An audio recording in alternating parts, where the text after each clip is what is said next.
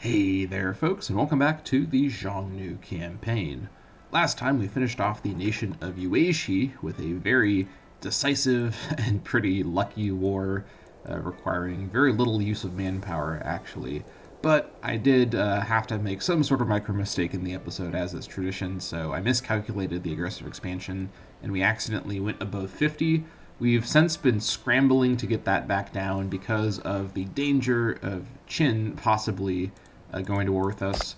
Again, I don't think it's super likely because, for all the reasons I've talked about, they don't really have a lot of motivation to attack this far north. They've got a lot else to deal with in the moment, but nonetheless, we are quickly trying to get things back under control, at least with Qin. Everybody else, I'm not too concerned about. But yeah, we're now playing as a major power, so some interesting new opportunities coming with that. We talked last episode about some of the modifiers we're getting from this. So yeah, overall, I think things are in a pretty good state. Let's go ahead and resume here. At this point, we are just getting our economy back under control, getting our aggressive expansion back under control. And like I said before, I think we're going to definitely stay at peacetime until 470. I think at 470 I might, it doesn't need to be specifically in 470, but around the time we hit our manpower max, we should probably do a quick war just to use our manpower for something. We've maximized our manpower gains so efficiently, we actually are going to start to need to use it for stuff. So I think that our next conflict should probably be to go back after Wusun and some of these folks over here, just to unify this borderland a little bit more, using the mountainous, impassable terrain as a new place to reach to. My thinking here is we want to at least get the rest of North Beishan because we have a presence here. And once we get North Beishan, it would make sense to also get Beishan because then we won't have, we'll unify, you get what I'm saying, we'll unify together this area so we don't have two different borders awkwardly. So I think that's going to be the plan. We do have a peace treaty with Wusun, or a truce with Wusun until actually next year, so it's going to be up in the near future. I suppose we could actually go to war with Wusun at this point. The issue, though, is that, So I guess even though we could go to war with Wusun in 68, the issue is going to be any kind of peace deal like the one that I'm thinking about will cost a lot of AE, and we really, really need to not go back above 50 AE if we can help it. Just because I think if we go... Because what I'm thinking is that going above 50 AE gives everyone like a giant sort of bulk payment of reduced opinion, if that makes sense. Like they all get the reduced opinion modifier in one big burst. Then going above 50 AE again, I think will also give that burst again. Unless being above 50 AE is a dynamic modifier. I don't know if I'm making sense with this explanation, but that's basically the distinction here. So we'll see what happens, but the main thing is we need to try to not go above 50 AE. So I think it may make sense to hold off on this border war for a bit longer, maybe until 75, so that our AE has enough time to go down. If I can figure out some other way to start reducing AE faster, I will go for it. One way that we may have access to is through our advances. We don't have any innovations at the moment, but we are making our way towards getting some innovations as those innovation events keep popping through. And I believe, hold on, let's see if I can find where the AE things are. Here we go. Yeah, getting down to here could be quite handy. Here we go. Yeah, lose 10E. This could be quite good. So I don't think we're going to get to 100% progress on these things within the next couple years, but if we do get a couple of events in a row that give us extra progress, we might be able to get down here and lose some AE. That could be quite good, but of course we can't rely on that because that's basically just random, whether that happens or not. Okay, let's go ahead and resume. We're just taking it easy. We could do some more colonization as well, but I think I'd rather start saving my money. Sure, we could get this stuff, but I think once I take on Guyana is when I'll bother to colonize this stuff. Jisu falls ill. Uh-oh. Jisu Luandi has sent word that he has fallen ill. Perhaps if he is wealthy enough, he will seek treatment of his own volition. Otherwise, we could always step in if his condition worsens. He has an infection. 34 years old, still a fairly young man. He's certainly lived a pretty worthwhile life at this point as a steppe chief. So fingers crossed that this doesn't go anywhere. but he has a little bit of money, not too much. I've had him on scheme influence for most of his life, so he hasn't been able to accrue much personal wealth. I haven't been paying attention, by the way, to the holding situation, about which characters own what holdings. Don Kim once dies, that's fine. Technically speaking, if I wanted to play extremely micro, I could actually try to micromanage the holdings, but I think that's a step beyond what's possible for me at this point. Honestly, the holding meta is so complicated. I've never even bothered to really learn how to micro it. A new character's been born. Okay, so Jisoo has had a daughter born, presumably with his wife. The daughter's named Jian Yetunohu Luandi. Sounds good. Now he has a couple of kids. Actually, his oldest two sons are both 18 and could be officers now. Okay, well, I'm glad we're not playing as a monarchy yet, because these stats are not great. 2 martial on both. Sheesh. Alright. This guy isn't great at doing anything specifically. You're pretty good at zeal. That being said, though, I don't think it's necessary to put them into offices. Well, actually, you know what? This guy... Well, hold on. The Huyans. How happy are they? They're just barely happy. I need to replace a Huyan somewhere else. Let me actually... let me find a Luandi office and put a Huyan in, and then I'll put my more zealous son in that position. So, Luandi. A Luandi office that I can safely move. This one I can't really safely move because I need that bonus. Unless I can find someone with much higher charisma. No, not really. Let me check in the researchers. You can probably get replaced. And I'm trying to find a Huyan. This is probably fine. I'll switch this. And then in my Wise One position, we'll switch. Just to give my son a bit of... I think this is my son. Yeah, just to give him a little bit of statesmanship. I don't know if this matters too much. Are my 2 sons twins? They're both 18 years old. That's kind of interesting. Maybe they're fraternal twins. They don't really look alike. Oh, whatever the case. I'll put you in that position. There we go. Just because it makes sense to have our son be in the government in some capacity. Yeah, but whatever the case, I think things are still looking pretty good around here. I mean, sure, some of these new spots that we got are still pretty mad, but what can you do? Okay, we're now below 50 AE. Yeah, so what I was saying earlier, and I can probably explain it a bit better now that we're below 50 AE, I think the way it works is when... It's not the case that when you go above 50 AE, like, something is toggled on in the game's engine and everyone gets a huge AE penalty with you in terms of opinion, a huge opinion penalty with you, I should really say. I think the way it works is going above 50 AE, like reduces everyone's opinion by that amount, whatever the amount is. It's like minus 50, minus 100 or something crazy like that. And then, so if you are below 50 AE and then you go back above it again, that reduction burst happens another time. I think that's the way that works. I'm not sure about this. I've never thoroughly tested this, but all that is to say, I think it's very important to not go over 50 AE multiple times in a row, because I think I'm going to get that negative penalty multiple separate times. It's not just toggled on and off over and over, if that makes sense. So you're going to very carefully not go over 50 AE, and with that in mind, we're not going to go to war with Wusun. Jisoo has begun suffering... Oh, hold on. Mysterious episodes of a dire ailment. Some call this a holy disease. Perhaps they are right. He has gained epileptic. Not sure if he can become epileptic. I think epileptic is kind of a... I don't know enough about this to say for sure. Well, that's interesting. Reduced finesse isn't great, but extra zeal, I guess, isn't terrible. Diplomatic reputation -1. Yeah, it is what it is. Well, Jisoo, good luck with that. Excellent conditions in Yiwu. Whether by happy coincidence, the blessings of the goddess of fortune, or just diligent management, for the past year, production in the settlement of Yiwu has far surpassed the predictions of local bureaucrats and administrators.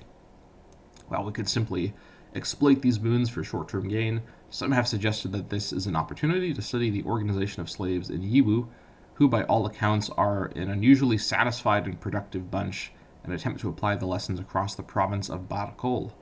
Alternatively, we could, of course, simply allow whatever fortune Yu enjoys to run its natural course without interference.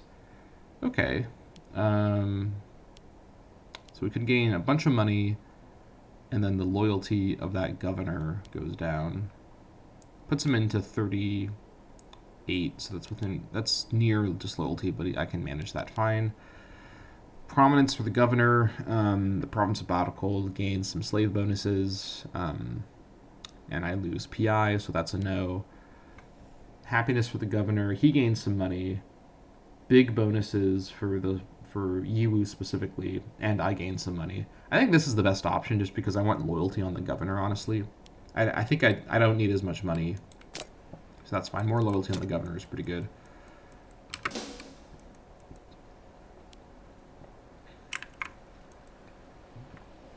Up to 90 per month? Holy moly. Yeah, I think that I think the Talantia campaign from back in the day gave me such severe anxiety about manpower that I've been overcompensating in my manpower, manipulation ever since. Wu's Huliu, who's our wise one, this is our son, our new wise one, is a dire advisor. Really? I think he's pretty qualified. I guess he doesn't have a lot of statesmanship, but okay. People laugh openly at stories of his sheer inability to lead, and our enemies eye our lands hungrily. Damn, my boy, you're really screwing this one up. Yes, you may have a magnificent full beard at 18, but apparently you're just not wise enough. I don't know what... It's safe to say our people feel most uneasy. Lose 5 stability? That's brutal. For this? Oh, come on, dude. Come on, that's a lot of stability. Crap, we're below 20 stability. Okay, well, that's really not good. I think we're gonna have to take some drastic action. Yeah, I've been saving up PI. I think we gotta do it. We gotta perform a divine sacrifice. This is brutal. Yeah. That is what it is. At least our war exhaustion is almost at 0, so that's good at least. And then I think our modifier... Has it run out yet? Or is it in 60... Hold on. 69. Okay, we keep the prisoner alive for a bit longer. Jeez. Okay, we're back above 20 at least, but... Yeah, I should probably try to stay above 25, honestly, if I can micro it that closely, just so that we don't have situations like that again. Qin is still not at war with anybody, which is concerning. So we're getting things back under control. Centralization continues to decline. Yeah, my plans to do migrations with my stability is going to have to wait. That's probably my best way to get some of this snaky territory, because it'll be so expensive to do it through colonization. But I got to actually do it to get my missions complete.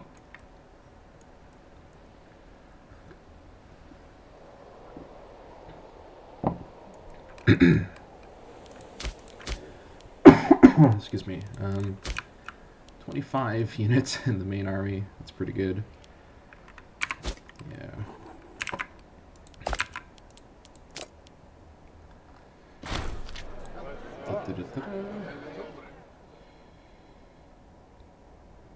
Okay, so far it's not too bad, but we are desperately trying to convert people.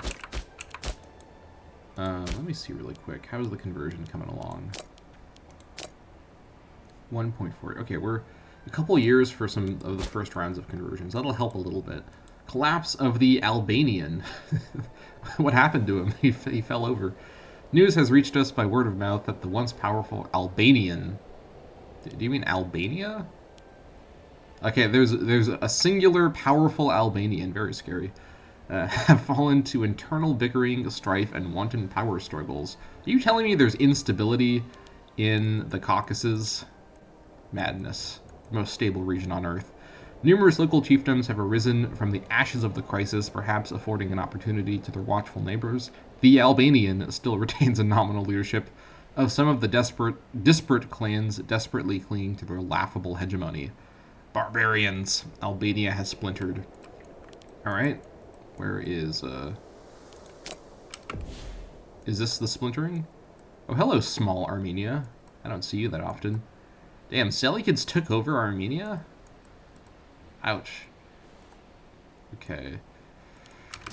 Well, I guess the Albanian has fallen. That sucks to be him, I guess.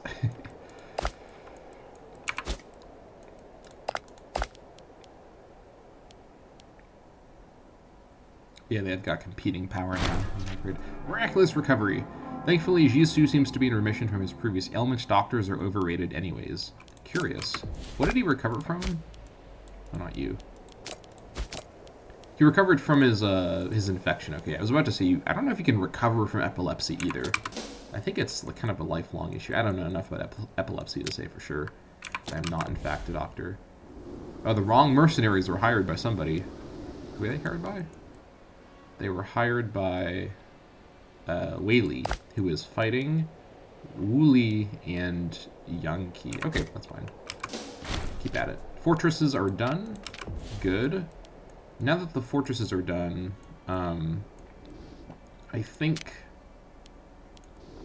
Oh yeah, we got the cool Chinese-style fortress down here. This is kind of neat. Oh, we got one over here as well. You can barely see it. It's hidden in the mountains. That's actually kind of neat. It's like the mountain fortress. They'll never find it. Yeah, this one is pretty visible.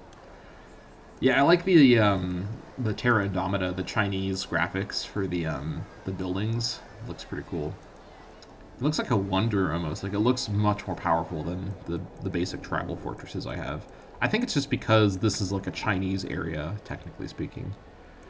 Right, so this is going to thoroughly block off any access through here. So that's pretty good. I mean, it's not going to do too much, but it will at least present a blockage.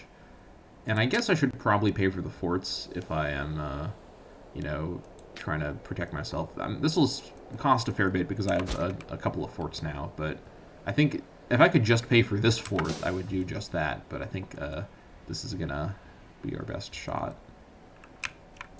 Continue saving PI. I'll keep looking to see if I have any policies I can change around, but I don't really think so. New challenger approaches. What is this?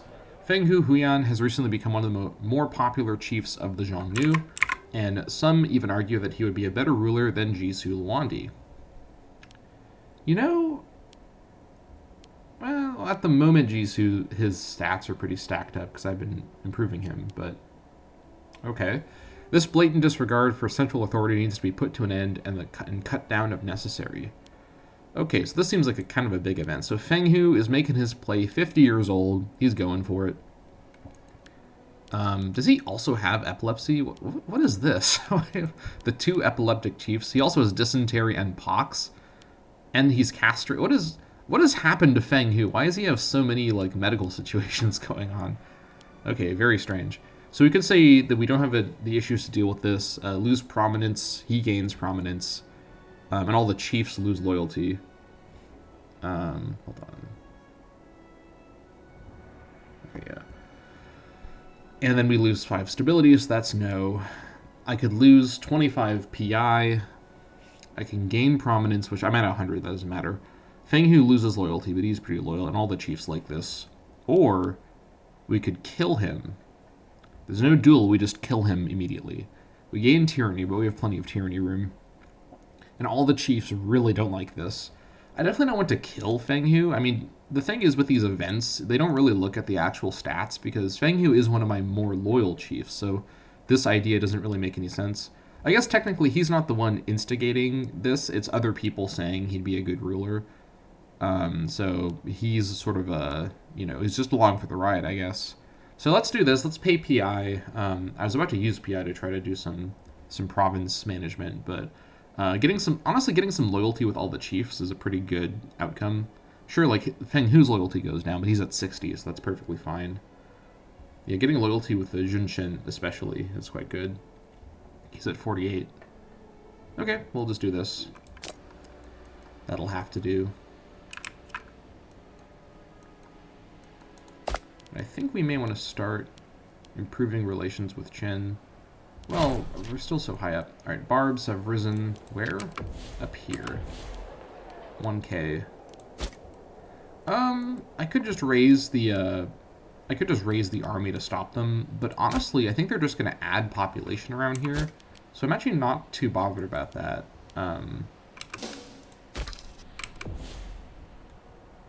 What culture are you? You're Xiongnu. These are Xiongnu barbarians. I'm actually fine with them spreading Xiongnu pops around, honestly. That's not even that big of a deal.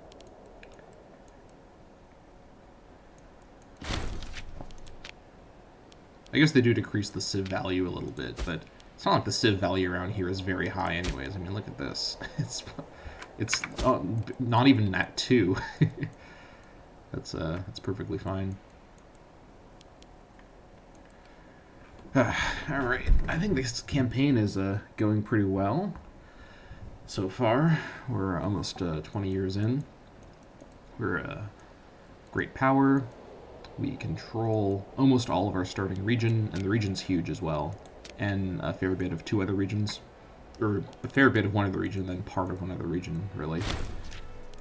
Alright, barbs are roaming around, being goofy. Alright, yeah, they just literally, oh my gosh, that's a lot of population they just added over here.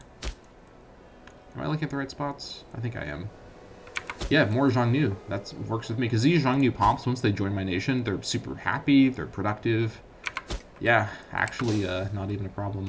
We're also about to hit the manpower max, which is painful because I don't like to be at the manpower max for no reason. But there's nothing I can really do here because of my AE. I guess I could just, the thing is, I shouldn't use manpower just because I have it, you know what I mean? Like, I need to just keep waiting. This is going to be painful. I've done everything I could to increase my manpower max, but yeah, I'll just have to be at the manpower max for a minute. Maybe I'll get an event that lets me use manpower for something, but for now I just gotta wait.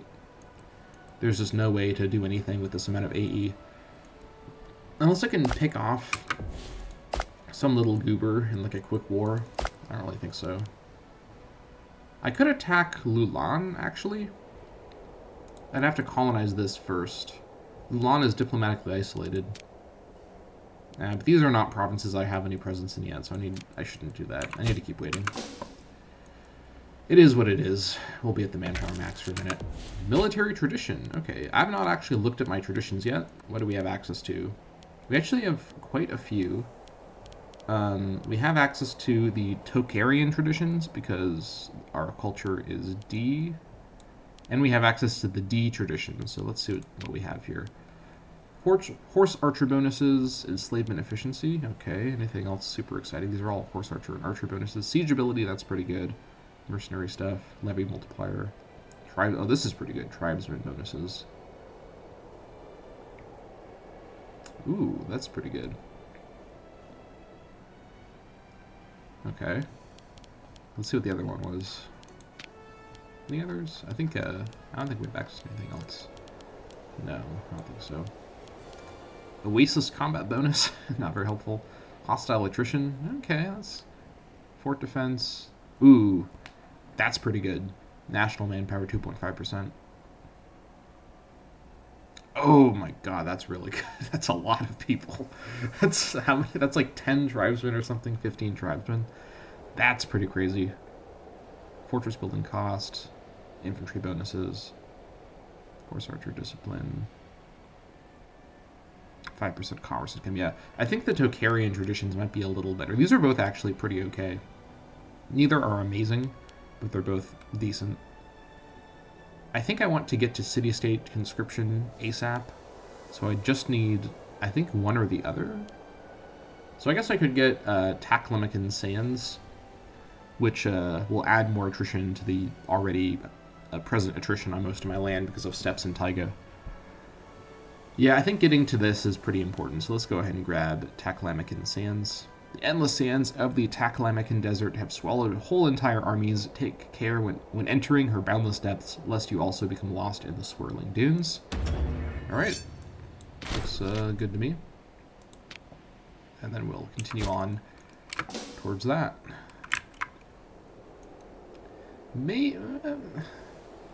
I wish I could tell how much AE something would cost. The thing is, if I fight these guys, I'd want to fully annex them.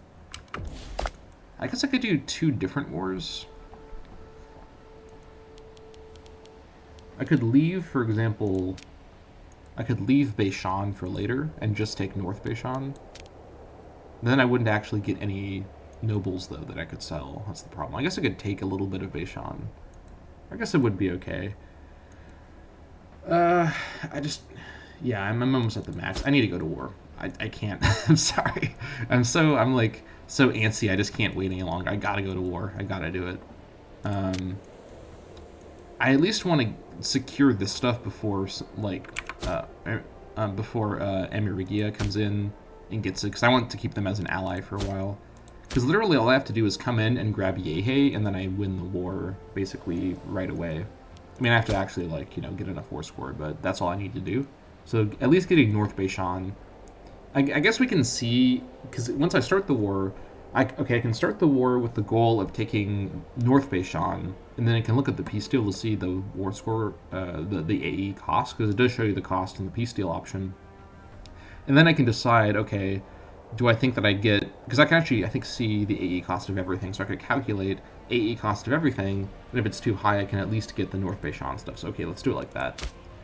Let's do it like that. I can't wait any longer. My manpower is bursting. I gotta let them go, you know, I gotta let my boys out. They're just, you know, chomping at the bit. All right.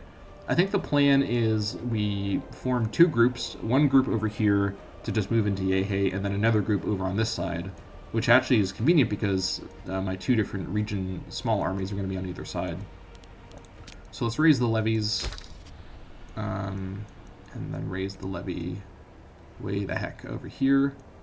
I think this is the closest. What? Oh, this is you as well.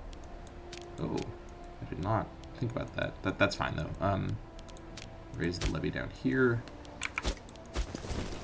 It's going to take them a long time, so we'll wait for the levies to actually get organized. So by the time the levies are in position, we'll be in a good spot AE-wise to do this kind of war idea.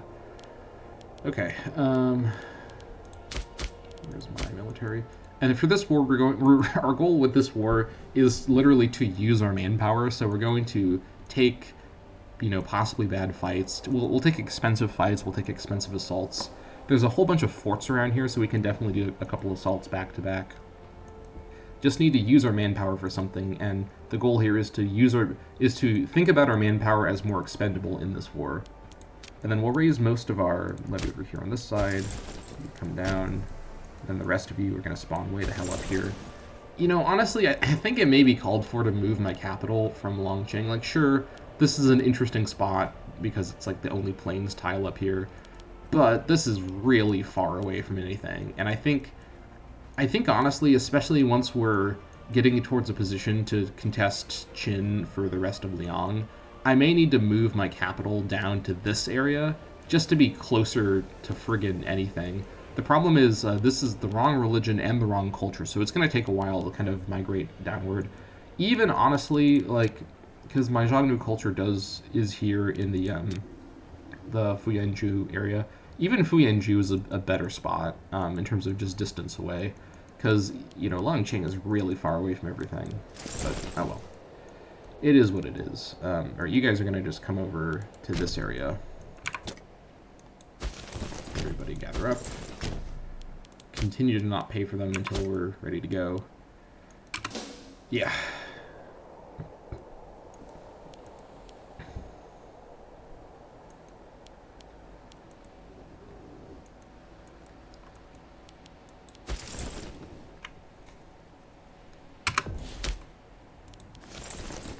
Alright. Take these guys. Organize. Deception. And you will lead with your deception. Okay, something else. Deception is fine, actually.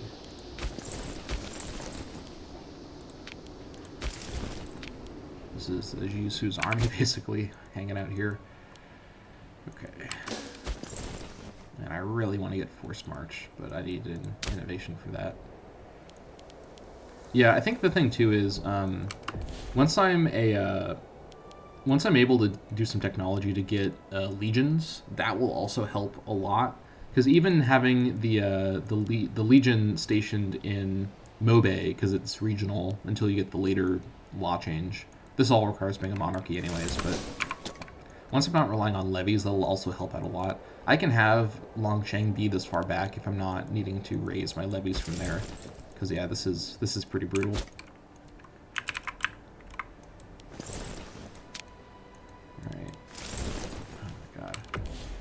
I think we'll have everyone on this side. What's the supply limit around here? Everyone on this side post up in Utugu.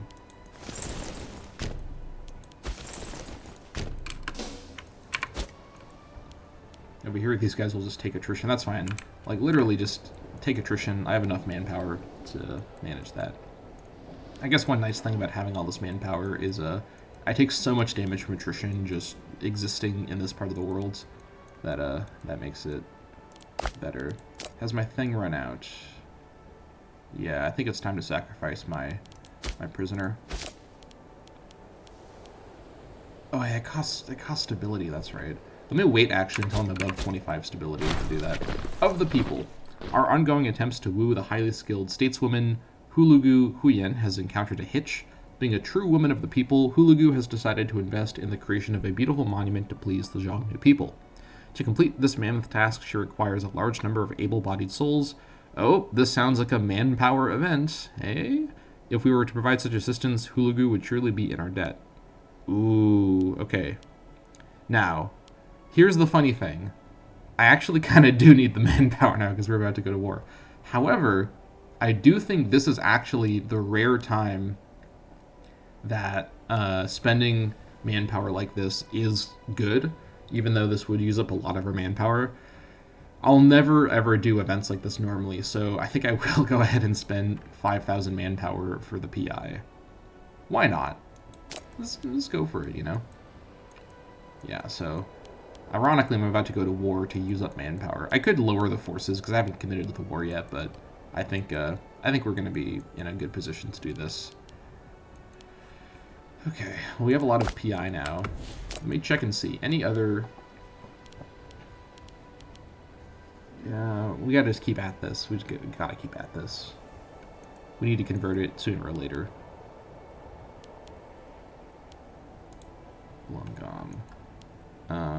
Let's start by integrated pops.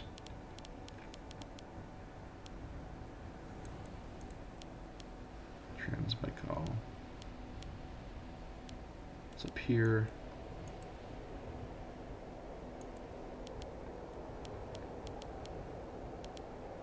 Yinshan North.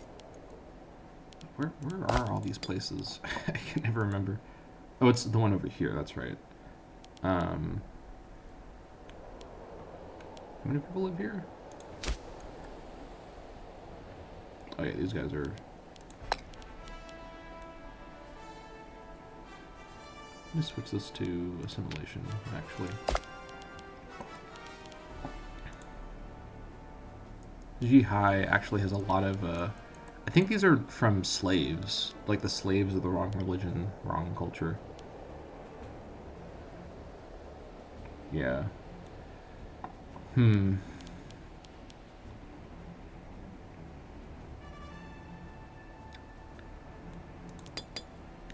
you actually... Hold on. Transbaikal.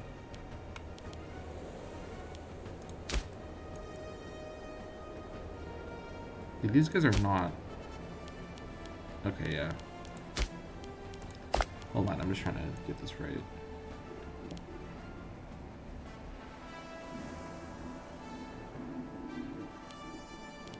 Guyan, where's my capital?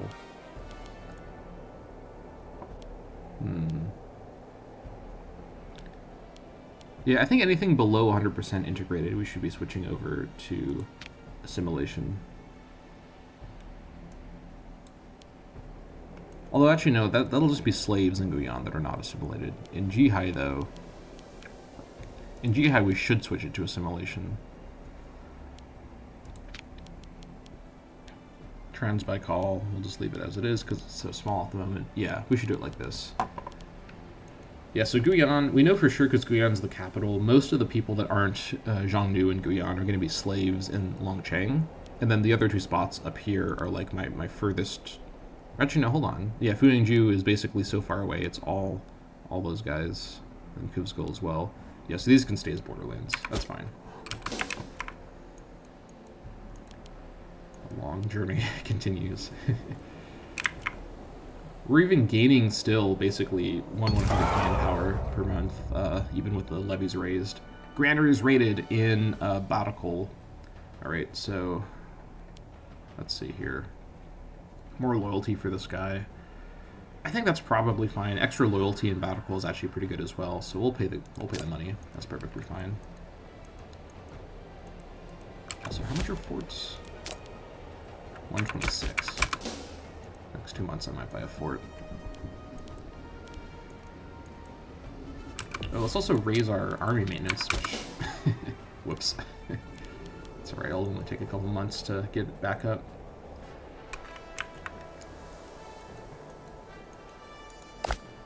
What is this? Qin is being attacked by barbs.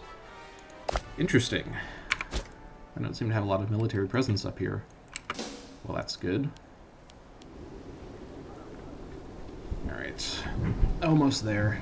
We have to move through these friggin' desert hills. More slowing desert hills. Love that.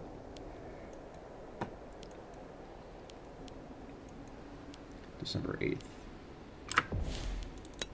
Okay. Morale-wise, we are basically at full. Let's get these guys all organized. I'll have this force move as a big group just to assault. Alright. I will have the largest group be in charge. Deception. This force is critically important for my assault, so you follow along. You bottle, nope, shock action, follow. Envelopment, follow. Deception, follow. You bottleneck, follow. Bottleneck, follow. Alright.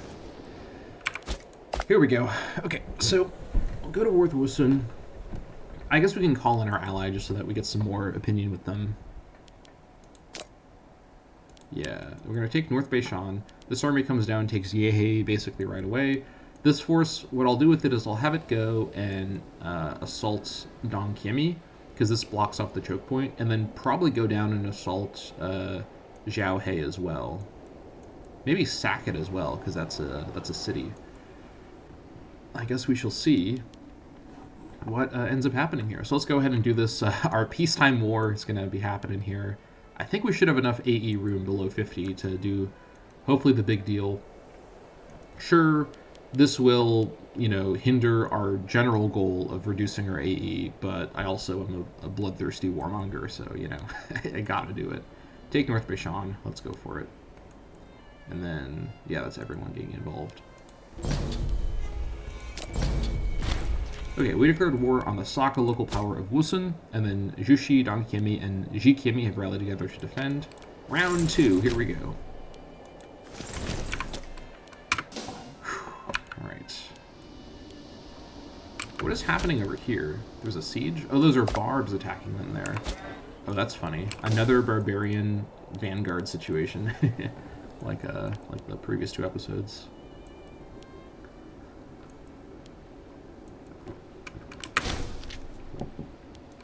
Fortress under siege. I think we just assault.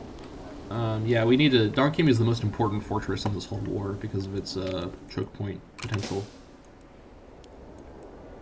Alright, just power through.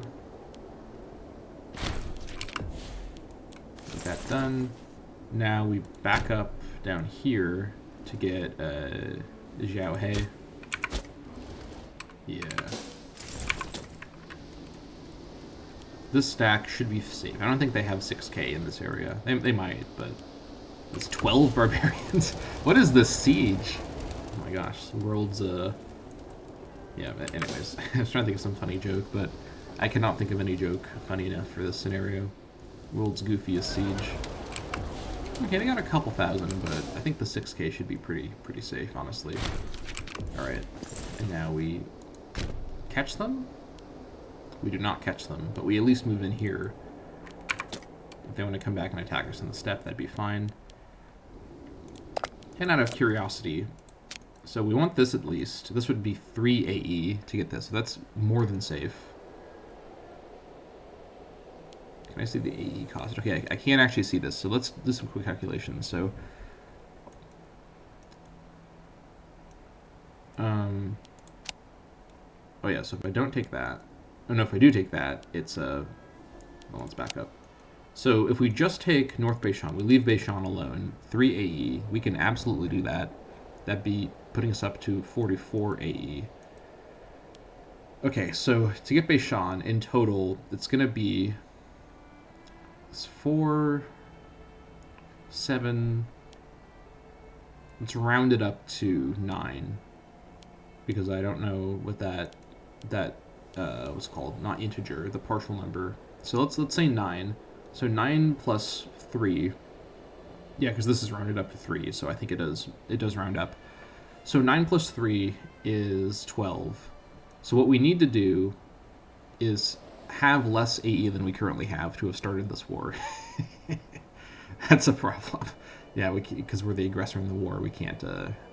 So okay, that's annoying. I wish I could have looked at this earlier. So it would be 12. I think it would be 12 AE to take everything in the war at the same time, which means probably what I want to do is leave Jushi and come back to them later, because I at least want to unify my borderland, and splitting apart Beishan between me and Jushi is fine. So if I don't take Jushi, what does that reduce? That reduces it by 4. So 12 minus 4 is 8. In theory, assuming there's no weird rounding up problems, we should be getting 8 AE, which would take us to 49 point something AE, which is below 50. So we're going to cross our fingers and toes, and that's how the game calculates it too, and go for a full annexation of North Beishan and the northern part of regular Beishan. Alright. So with that in mind, let's still actually take Zhao and hopefully sack it, because I would like to damage them. And it would give me war score as well. So let's do that. This force is 1,000 infantry. No, it is 1,500 infantry. What am I talking about? I was about to say, this force is 0 infantry. This force is more infantry than my other force, I think. Well, comparable amounts of infantry. Yeah. Come down here, kill that guy in a stack wipe. See if we can catch these guys in the steppe as well. That'd be pretty handy. These guys will come over and attack Yiwu. That's fine. Stack wipe. Yep, there's the stack wipe. And then we will order an assault. This force might be able to order an assault. We'll see. Siege is 1. Chinese 1 dies.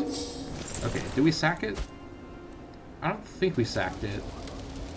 Not 100% sure, but we definitely damaged it substantially. Okay, you come back up here. Qin wants horses? Yes, please.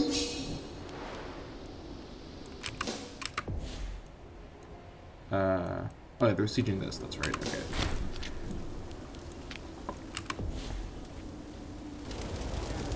Okay, what's your assault power? 5 against 300. That might work.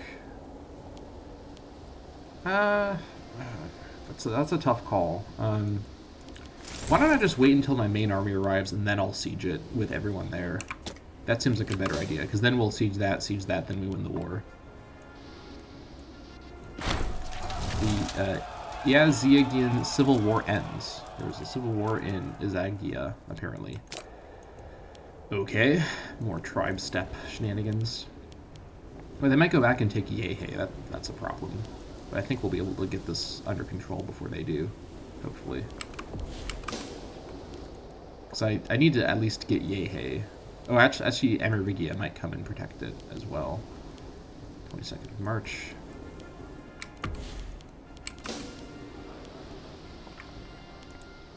population is over here? 5 population. We might be okay. EU was lost, that's fine.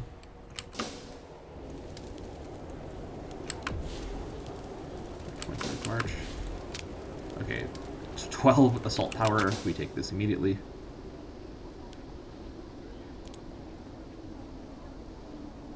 There it goes.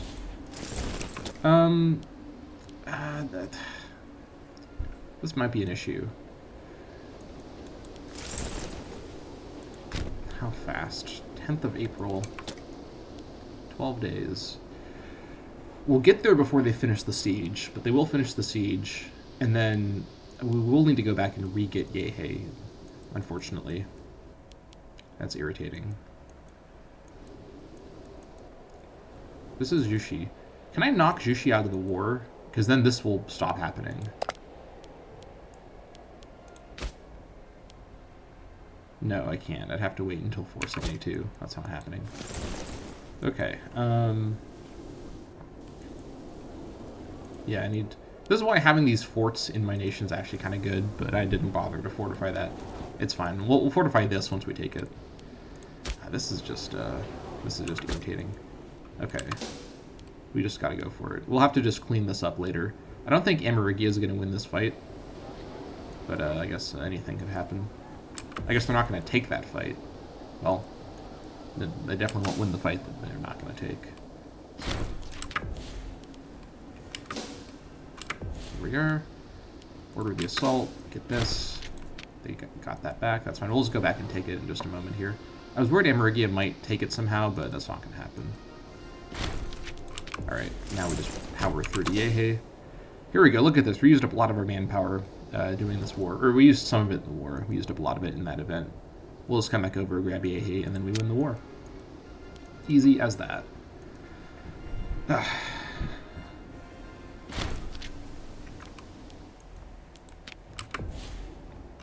these guys are roaming around. That's fine, though, especially because we're not going to get everything in the war. We're not going to go for everything in the war. We should be able to do this pretty safely. Come back and get Yehe, and then we should be fine.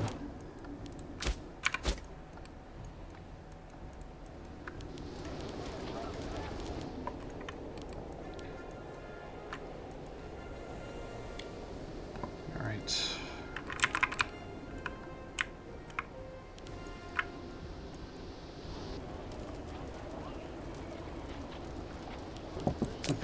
Beauty. Yeah, this is pretty good. Never has a more devout man existed than Kufioti Hellion. Our people clamor at the very door of the temple, demanding that we declare a feast in his honor. How should we answer them? Glory to Kufioti. That is pretty handy, actually. Good timing on that stab increase. Okay, let's get this war over with. Alright. Really? Really? Well, okay, I guess I gotta actually get my stuff back. Okay, so 8 AE. I guess it rounded down this time. Yeah, this would be 12 AE as I thought, so let's not include that. Once this stuff is taken over, we should be good, but what's the issue here?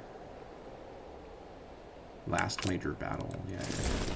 Alright, so I think what we want to do is now back up and head back over here and start retaking our own land.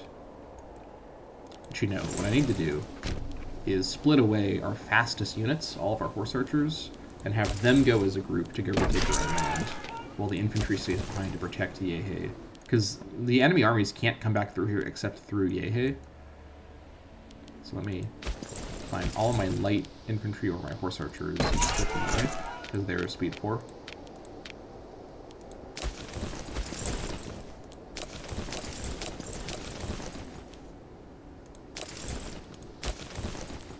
Group.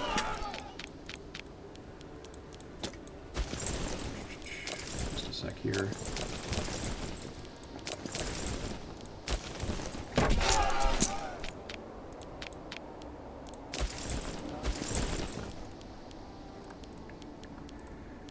Okay.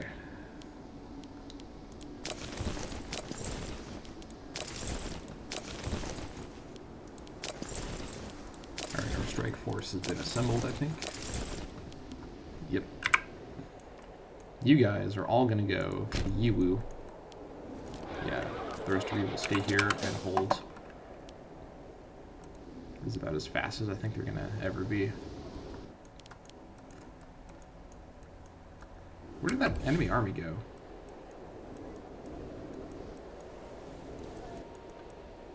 Is it in the Fog of War? Where did it go? It must be over here somewhere.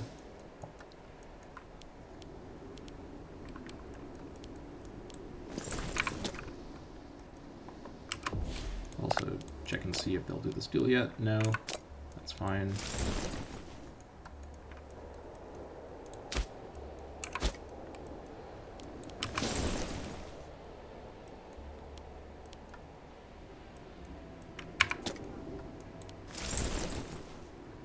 Speed this up.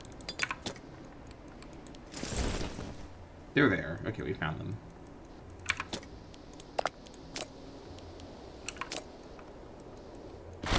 Marine Civil War ends. Alright.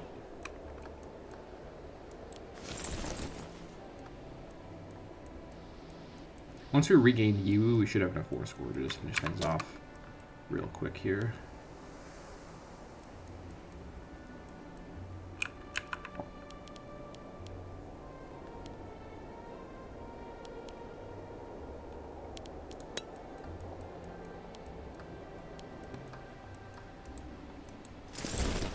There we go. A feud. Two of our tribesmen have come forward today to ask for help settling ownership over a gold crown they found. Maudun Luandi believes it belongs to him, as he was the one to find it, whereas Yuliu Dugu says it belongs to him as it was discovered on his land. Ooh, okay. Yeah, both of these guys have pretty good loyalty. 100 gold is really nice, and I could spend the 5 tyranny. However, I'm about to get a lot of nobles to sell, so I don't need to use up my tyranny ceiling. This is the best one for stability. Alright.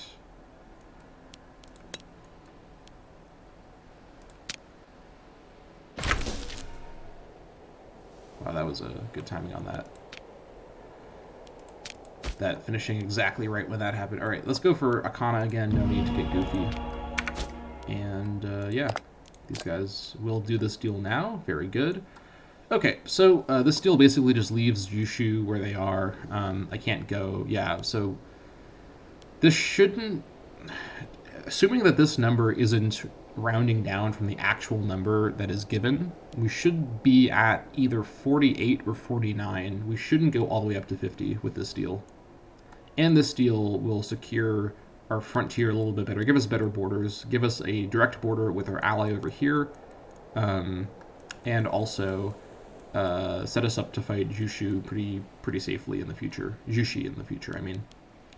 All right, let's go for it. 49. Did not miscalculate that. Into the dungeons, all of you go. That's a lot of people to sell. Lots of forts in my near future. My tribal chief, the Saka local power of Wusun, accepts our generous peace offer. Wusuni North Beishan to Xiongnu, Dongkiemi Beishan to Xiongnu, and Kiemi Beishan to Xiongnu, and Wusuni Beishan to Xiongnu. Alright. Everybody can be lowered. Very nice. Get out of here. And we can stop paying for the army. Oh my gosh. And I'll keep paying for the forts, although I will do some fort management now, though. Okay, so first of all, over here in North... Actually, first of all, let me go ahead and trade for stone, because we're going to, on the same day, do some building. Some fort building, I mean. I'll stop trading for... I have stone locally. I'll stop trading for incense for a second. Trade for stone. Where is the stone? Here is the stone. Trade with Maria. Give me the stone. Okay, so first of all, over here, although this looks like a mountain pass, or like a mountain chokehold, this stuff here, again, is not technically impassable. This is all passable, so a fort around here isn't as strong as it looks. For regular Beishan, the fort at Dongkiemi is pretty good, though, because it does actually create that passageway, and it is sort of central. Let's see, 1, 2, 3, 4, 5 spots are controlled by it. Yeah, I think this is probably the best spot. I guess technically, is there a mountain tile around here? The Oasis is not great. Desert Hills. You know, the thing is, I will eventually have a fort at Xiaohe, because Xiaohe will be the capital of this area in the long term. Because it is the Oasis, so this could be a city. I'll need to work pretty hard to make it a good city for me, but Xiaohe will be a city. Maybe my capital? That's one idea. I'll come back to that idea later, but in the meantime, I think what I'll do is I'll just move the provincial capital over to Dongqiemi and keep it fortified and destroy the other forts in the area. Dongqiemi is the best spot of these different spots. Over here, tribal settlement. Actually, not the worst building ever, but I will destroy that. I'm going to just destroy any buildings I find. I need the money for now.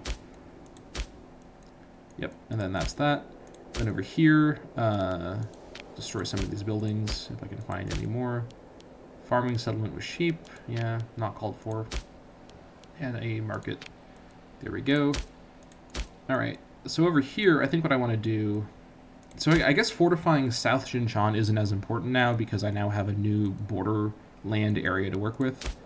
Probably fortifying... well, hold on. All of these spots would count the same anyways because it's just a big line. But this is a hill style. It is an actual choke point, which is nice. And it also is with someone that I will eventually fight in the future. And this is just a good spot for a fort at Shuanghe. It's also actually the best spot for a town because it's hills and it has fresh water as opposed to steppes. So I will fortify and maybe build a city in the future at Shuanghe. Kind of a weird spot for that, but let's fortify it. Yeah, I think this is probably the best way we can manage this land. And then in terms of policies, religious conversion is what we need to do here. Loyalty is actually not too bad. Or it's bad, but it's not going down too fast, so that's good. Yeah, I think that's looking pretty good. Also, because it's the 1st of October, let's do a war council. 1st of October of 470, I mean, let's do a war council. Actually, you know what? Let's do the war council at the start of the next episode. I don't want to go over time here because I may want to discuss the options it gives us. We may have whatever option it gives us be our next target. We'll have to see what ends up making sense. But that's going to be it for this episode of the Xiongnu campaign. A fairly quiet episode with a bit of an explosive middle and end, but we managed to get some new territory, expand our Borderlands to be a bit better shaped, and soon we will take on Jushi. I think, do we have a claim on Jushi already? No, we actually, if we get a claim on Jushi from the War Council, that would actually be pretty ideal, because then we can take them on in a couple of years once we have enough AE. Presumably, it will still cost about 4 AE to take this, so we can do it probably in a year or two, or in a couple of years, but whatever the case, that's going to be it for this episode. Thank you all so much for watching, and I'll see you all next time.